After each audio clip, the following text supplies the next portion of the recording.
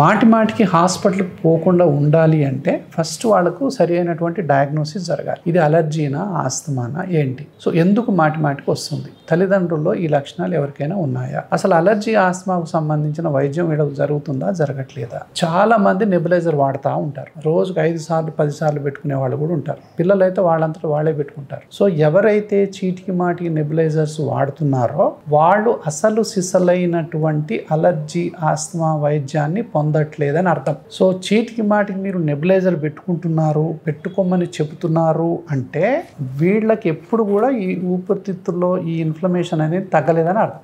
So ఈ కట్లిప్పుకోవటానికే మీరు మందులు వాడుతున్నారని అర్థం. ఒక్కసారి వైద్యం చేసిన తర్వాత వాళ్ళ ఊపిరితిత్తులు ఈ విధంగా అవ్వాలా, ఇన్ఫ్లమేషన్ అనేది కంట్రోల్ కావాలా. ఇలా అయిన తర్వాత ఇలా కాకుండా చేయటం అనేది చాలా తేలిక. చాలామంది ఇలా నుంచి మహా అంటే ఇలా పార్ట్లీ ట్రీటెడ్ ఇక్కడికి వస్తారు. మళ్ళీ కొన్ని రోజుల తర్వాత ఏ వైరల్ ఇన్ఫెక్షను, ఏ బ్యాక్టీరియల్ ఇన్ఫెక్షను, ఏదో వాతావరణం మారటం, ఏదో ప్లేస్ మారటం, ఏదో చిన్నపిల్లలు ఏదో ఒకటి తినటం, లేకపోతే ప్రయాణాలు చేయటం, ఏది చేసినా కూడా మళ్ళీ ఈ విధంగా మూసుకునేటటువంటి అవకాశాలు ఉంటాయి. సో ఎప్పుడైతే మనం ఈ విధంగా మనం చేయగలుగుతామో ఇలా కాకుండా చేయటం చాలా ఈజీ. ఇది చాలా సందర్భాల్లో కాదు. 100కి 98 మంది నేను చూసిన వాళ్ళు ఇలా నుంచి ఇలా, ఇలా నుంచి ఇలా అవుతా ఉంటారు. ఒకసారి ఇలా అయిన తర్వాత మాటి మాటికి హాస్పిటల్కి పోవాల్సిన అవసరం ఉండకూడదు. సో ఇది శ్వాస హాస్పిటల్లో మేము చేస్తున్నటువంటి ప్రత్యేకమైనటువంటి కేర్. అంటే అలర్జీ, ఆస్తమాకు గత 35 సంవత్సరాలుగా మేము చేస్తున్నటువంటి కేర్. ఇది నేను కొన్ని వందల వీడియోస్లో ఈ వీడియో చెప్తానే ఉన్నాను.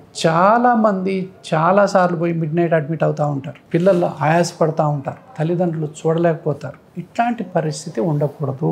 చీటికి మాటికి యాంటీబయాటిక్స్ వాడాల్సిన పరిస్థితే రాకూడదు. సో అది రాకుండా ఉండాలంటే అలర్జీ ఉందా, ఆస్తమా ఉందా, ఉంటే ఏ దశలో ఉంది, ఎందుకు ఉంది, ఏది పడట్లేదు అనేటటువంటి పూర్తి టెస్టులు ఇప్పుడు శ్వాస హాస్పిటల్లో అందుబాటులో ఉన్నాయి. ఏ అలర్జీ ఏం పడట్లేదు, అది డస్ట్ మైటా, ఫంగసా, లేకపోతే పోలెన్సా, ఏది తినేది పడట్లేదా, తాగేది పడట్లేదా, ఏది పడట్లేదు, మందులు పడట్లేదా, ఏది పడట్లేదు అనేటటువంటి ఎలర్జీ స్క్రీనింగ్ టెస్ట్లు మొత్తం చేసిన తర్వాత వాళ్ళకు ఇన్హలేషన్ థెరపీ వాడాలా, వాళ్ళకు ఇమ్యునోథెరపీ వాడాలా, లేకపోతే బయాలజికల్ ఐజీఈ అంటే యాంటీ ఐజీఈ మెడికేషన్ వాడాలా అనేది ఇప్పుడు శ్వాస హాస్పిటల్లో పూర్తి స్థాయిలో అలర్జీకి, అది చిన్నవాళ్ళకి కానీ, యువతి యువకులకు కానీ, పెద్దవాళ్ళకి కానీ, అన్ని వయసుల వాళ్ళకి కూడా అలర్జీ వైద్యం అందుబాటులో ఉంది. ఆస్తమా వైద్యం అందరికీ కూడా అందుబాటులో ఉంది. సో ఎవరికైతే అలర్జీ, ఆస్తమా జనరల్గా 100కి 80 నుంచి 90 మందికి మంచి కంట్రోల్ అయిపోతుంది. ఎవరికైతే 10-20% మందికి కంట్రోల్ కాదో వాళ్ళకి ఎందుకు కంట్రోల్ కావట్లేదు? వాళ్ళు ఏ మందులు వాడుతున్నారు,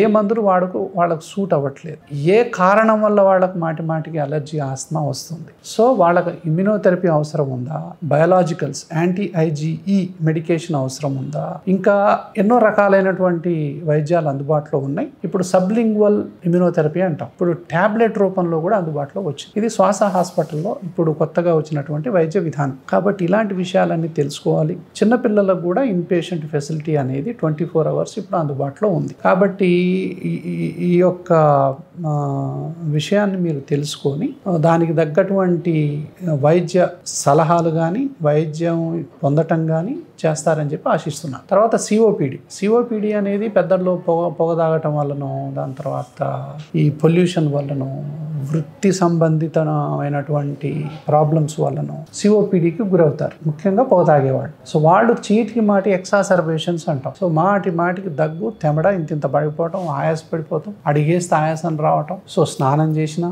బట్టలు మార్చుకున్నా, కొంచెం దూరం పోయినా, కూరగాయలకు పోయినా, సో వంగినా, లేచినా, ఏం చేసినా కూడా ఆయాసపడతారు. సో అట్లా పడాల్సినటువంటి అవసరం ఇప్పుడు లేదు.